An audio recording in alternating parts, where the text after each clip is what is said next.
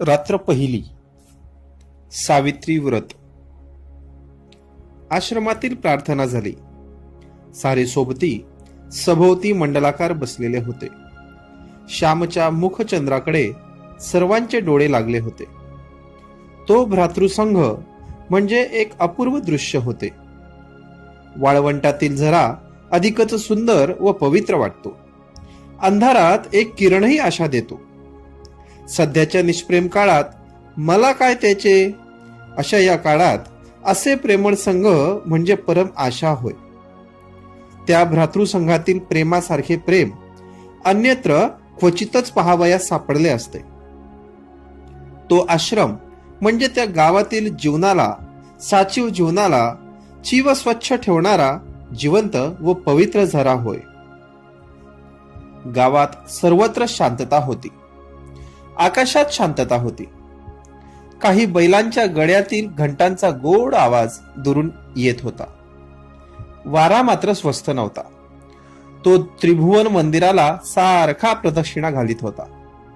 आपली अखंड प्रार्थना गुणगुणत होता. या वातावरणात श्यामने गोष्ट सांगायला सुरुवात केली.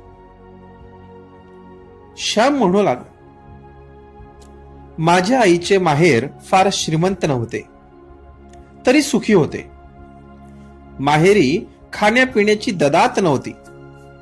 माझ्या आईचे माहेर गावातच होते. माझ्या आईचे वडील फार कर्मठ व धर्मनिष्ठ होते. माझी आई सर्व भावंडात मोठी होती. माझ्या आईवर तिच्या आई वडिलांचे फार प्रेम होते. माझ्या आईला माहेरी कोणी आवडी म्हणत, कोणी बयो म्हणत. आवडी, खरेच लहानपणापासून ती सर्वांना आवडत असे. बयो, खरेच ती जगाची बयो होती, आई होती.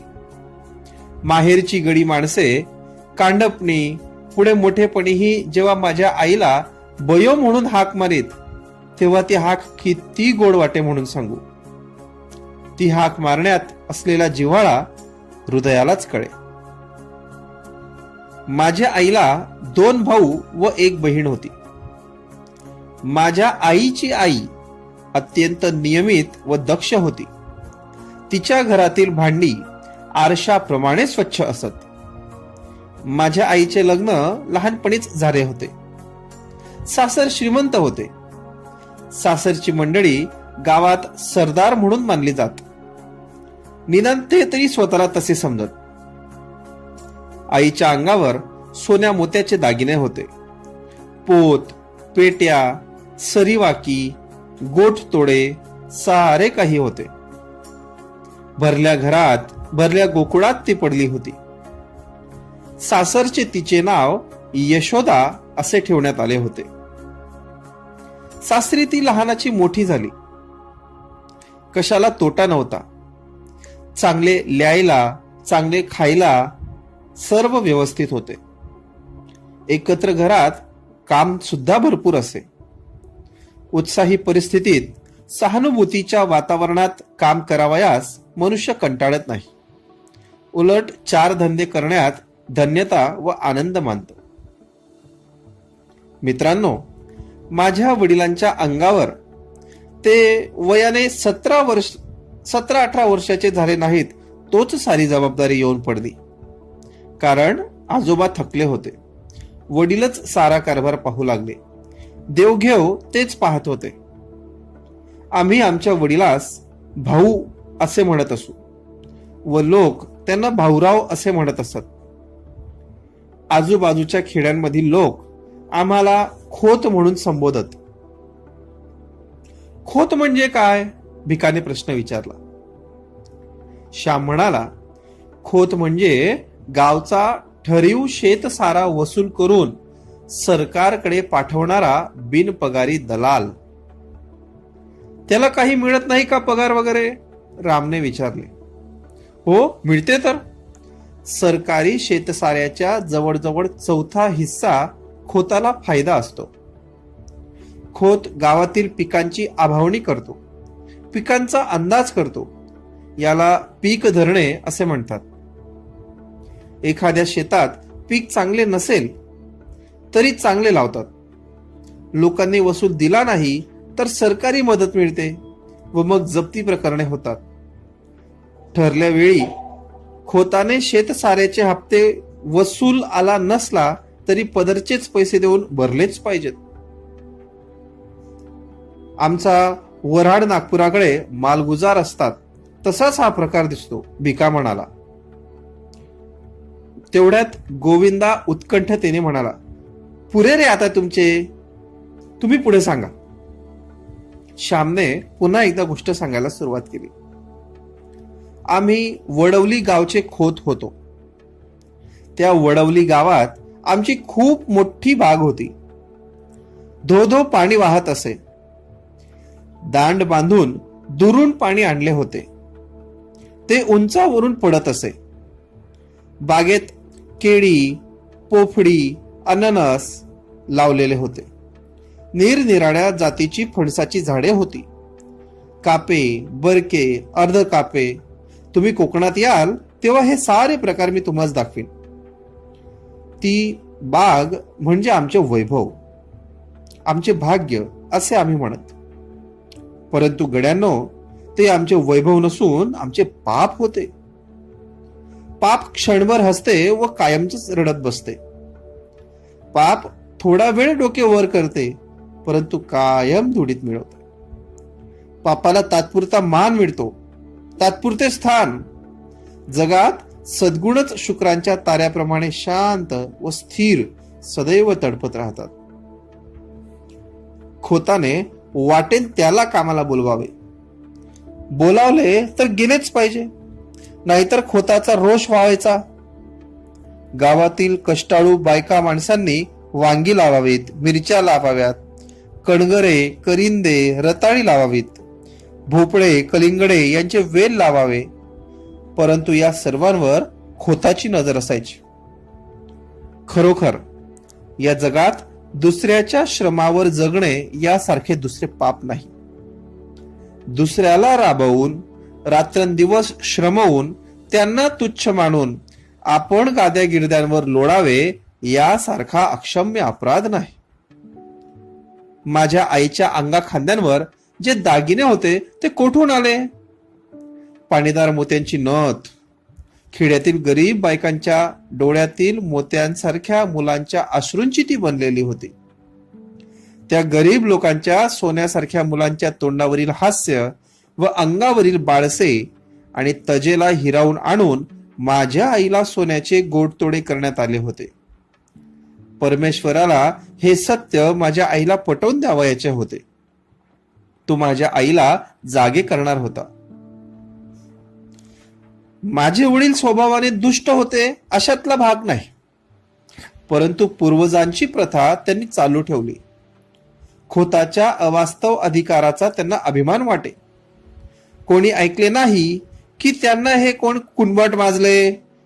कुणव्याला कुणबट म्हणायचे व महाराला म्हारडा म्हणायचे अशी ही पद्धत ठरलेली. असे म्हणताना आपणच माजलो आहोत, सत्तांध झालो आहोत हे यांच्या लक्षातही येत नसे. वडिलांच्या हातात नवीनच कारभार आलेला, तथापि त्यांना फारसा अनुभव आला नव्हता. खोतपणाच्या तोऱ्यात एखाद्या वेळेस वाटेल ते बोलून जात व अनेकांची मने दुखावली जात. पूर्वजांची पापे ही होतीच. पाप किंवा पुण्य काही मरत नाही. जगात काही फुकट जात नाही. जे पेराल तेच पिकेल, जे लावाल तेच फोपावेल. एकदा काय झाले, ती औसेची रात्र होती. भाऊ वडवलीच गेले होते. सकाळी 8 वाजता ते त्या गावी जाऊन पोचले होते. आज गावाला जाऊ नका, आज अवस आहे वगैरे वगैरे घरातील मंडळींनी त्यांना खूप सांगितले. परंतु भाऊ म्हणाले, कसली आवासनी, कसला शनिवार? जे व्हायचे ते होणारच. प्रत्येक दिवस पवित्रच आहे. प्रत्येक दिवस देवाच्याच घरून येतो. असे म्हणून ते वडवलीच गेले. दिवसभर राहिले. 3ही सांजा झाल्या व ते घरी परत जाण्यास निघाले.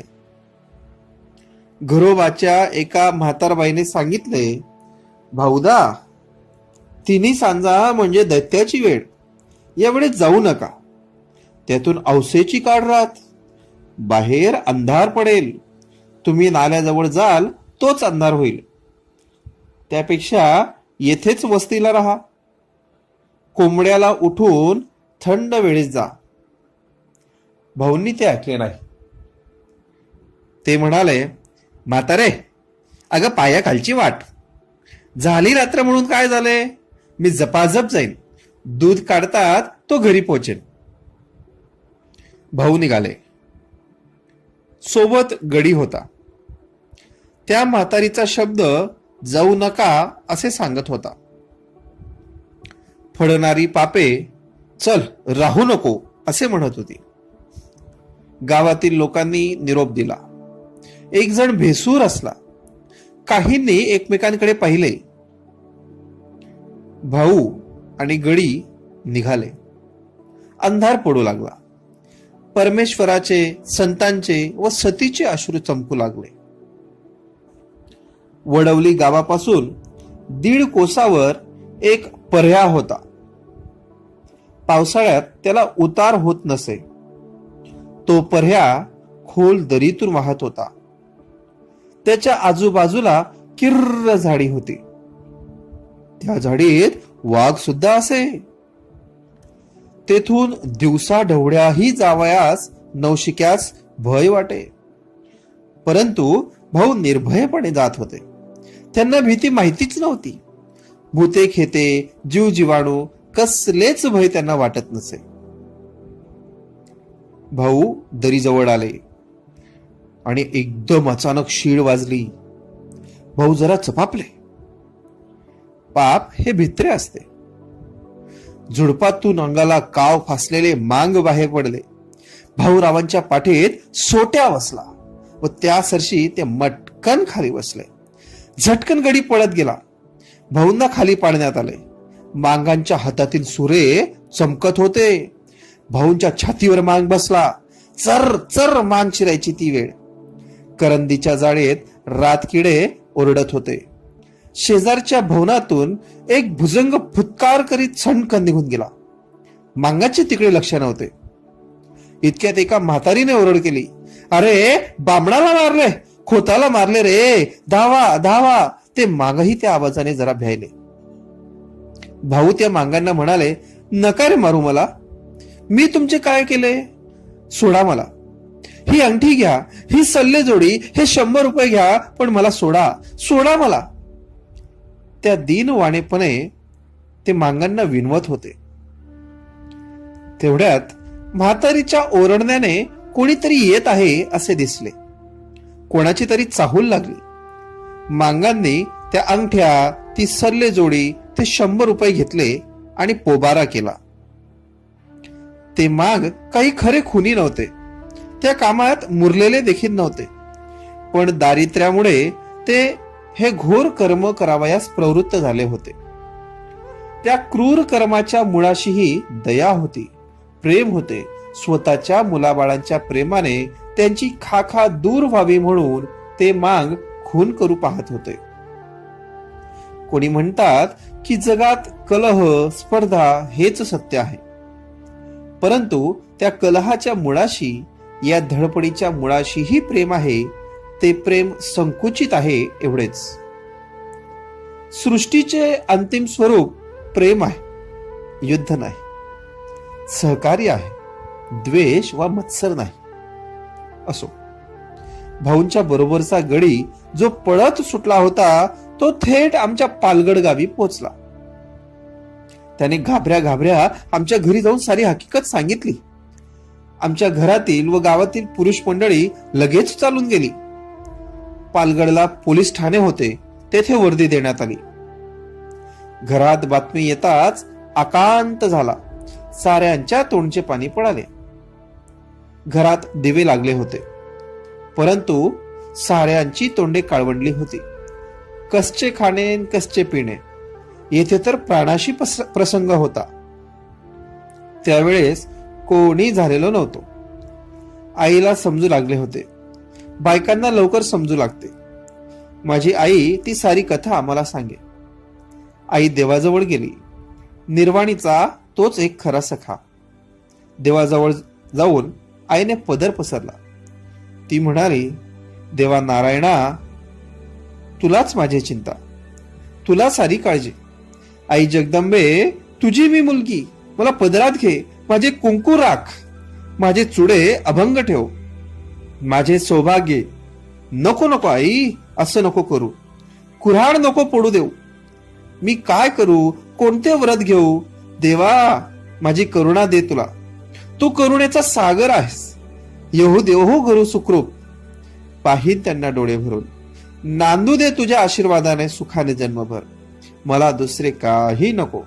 नकोत हे दागिने, नकोत ही मोठी वस्त्रे. कशाला मेली ती खोती? नको मला, मला काही नको. माझा पती हाच माझा दागिना, तेवढा तो मला परत दे देवा. असे म्हणून आई विनवू लागली, रडू लागली. आईने देवाला आळविले, प्रार्थिले, परंतु नुसती प्रार्थना काय कामाची? प्रत्येक गोष्टीत त्याग असला पाहिजे, व्रत पाहिजे. माझ्या आईने या रात्री सावित्रीचे व्रत घेतले. मित्रांनो, जीवनाच्या कठीण प्रसंगी धीर द्यावयास भारताच्या इतिहासात कितीतरी दिव्य स्त्री पुरुष रत्ने आहेत. राम आहे, हरिश्चंद्र आहे, सीता आहे, सावित्री आहे. तुम्ही इतिहासात लिहा किंवा लिहू नका, पण सावित्री अमर आहे. स्त्रियांना सदैव ती धीर देई, मृत्यूशी झगडण्याचे धैर्य देई. मनुष्याचा पवित्र व निर्मळ निश्चय मरणाजवळचा झगडण्यासाठीचे बळ देत असतो. माझ्या आईचे सौभाग्य घरी आले, भाऊ घरी आले. त्या वर्षापासून आई सावित्रीचे व्रत करी. दरवर्षी ज्येष्ठी पुनव येण्याच्या आधी 2 दिवस ती उपवासाला सुरुवात करी. घेतलेले व्रत कधी सोडता येत नाही. या व्रतात वटपूजा करावयाची असते. आकाशाला कवटाळू पाहणाऱ्या चिरंजीवी अक्षय वटाची पूजा करून अक्षय सौभाग्य मिळवायची. वटवृक्षाप्रमाणे कुळ वाढो, ते जगाला छाया देवो, आधार देवो. वटवृक्ष उंच वर जाऊन जणू स्वशरीराने देवाच्या पायाला स्पर्श करतो, त्याप्रमाणे कुळालाही वर जाण्याची, उन्नत होण्याची सदैव इच्छा असो. वटवृक्षास अनेक पारंब्या व तणावे फुटतात. त्याचप्रमाणे कुळाचा कुळ विस्तार होवो, कुळाला बळकटी येवो, या व अशाच शेकडो भावना या वटपूजेने कळत नकळत बायकांच्या जीवनात येत असतील. सावित्री व्रताचे दिवस जवळ येत चालले म्हणजे माझ्या आई गंभीर होत असे. मी त्या संबंधीचीच एक आठवण सांगणार आहे. आतापर्यंत सांगितलेली ही प्रस्तावनाच होती. त्यावेळेस मी 8-9 वर्षाचा असेन. सावित्री व्रताला आरंभ होणार होता. माझी आई हिवतापाने आजारी होती. हिवताप सारखा तिच्या पाठीस लागला होता. या व्रतात 3 दिवस वडाला 108 प्रदक्षिणा घालावयाच्या असतात. आईला जरा चालले तरी घेरी येत होती. आईने श्याम अशी हाक मारली. मी आईजवळ गेलो व विचारले, काय आई, काय होते? पाय का चेपू? आई म्हणाली, पाय नको रे चेपायला, मेले रोज चेपायचे तरी किती? तू सुद्धा कंटाळला असशील हो, पण मी तरी काय करू? आईचे ते करुण शब्द ऐकून मला वाईट वाटले. मी रडू लागलो. आई पुन्हा म्हणाली, श्याम, तू दिवसभर काम करून दमतोस हो, पण उद्यापासून तुला आणखीन एक काम 3 दिवस करायला सांगणार आहे.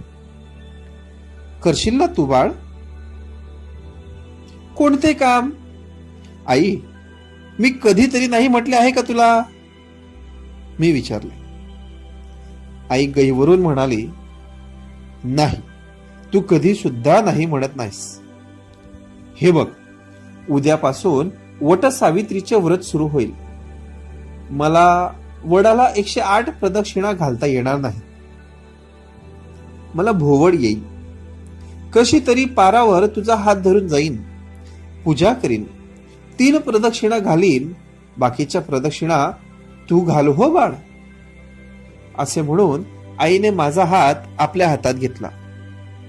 प्रेमळ व करुण अशा दृष्टीने तिने माझ्याकडे पाहिले. आई, माझ्या का प्रदक्षिणा कशा चालतील?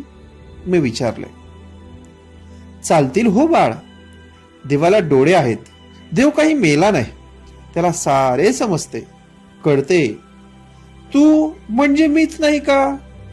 अरे, तू माझ्या पोटचा गोळा, माझाच जणू भाग, माझेच तू रूप.